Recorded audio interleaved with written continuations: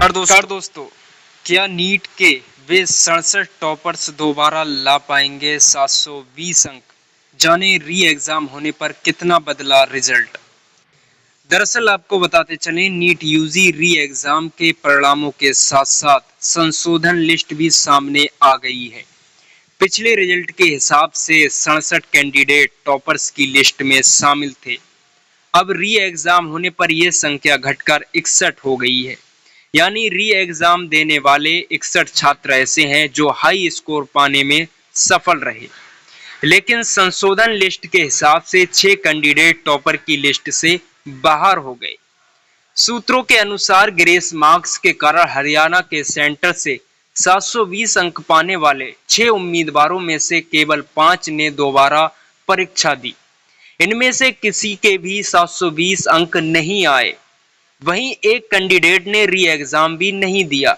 NTA की यह संशोधित सूची में उन उम्मीदवार का नाम शामिल है जो इस साल की शुरुआत में ग्रेस मार्क्स और पेपर लीक मुद्दों से प्रभावित हुए थे और वे उन 6 परीक्षाओं केंद्रों पर उपस्थित हुए थे जहां पर परीक्षा देर से हुई थी और लॉस ऑफ टाइम के लिए इन कैंडिडेट को ग्रेस मार्क्स भी दिए गए थे।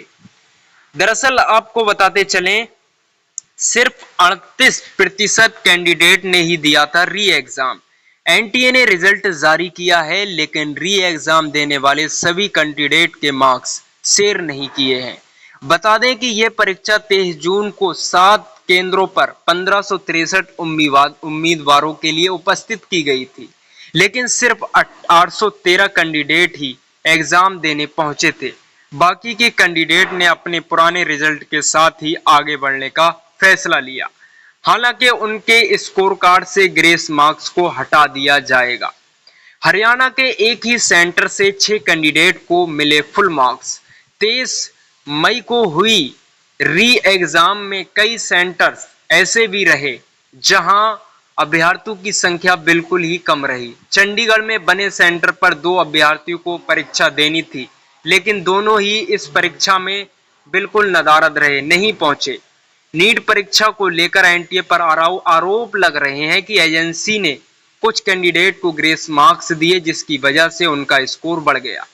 रिजल्ट के बाद ये भी सामने आया है कि हरियाणा के सेंटर से 6 उम्मीदवारों ने पूर्ण 720 अंक प्राप्त कर लिए थे, लेकिन सुप्रीम कोर्ट में दायर याचिका और विरोध के बाद एनटीए ने फैसला लिया था कि ग्रेस मार्क्स वाले कैंडिडेट का दोबारा परीक्षा ली जाएगी। लेकिन एनटीए पर सवाल दागे जा रहे हैं, लेकिन एनटीए भी शांत है।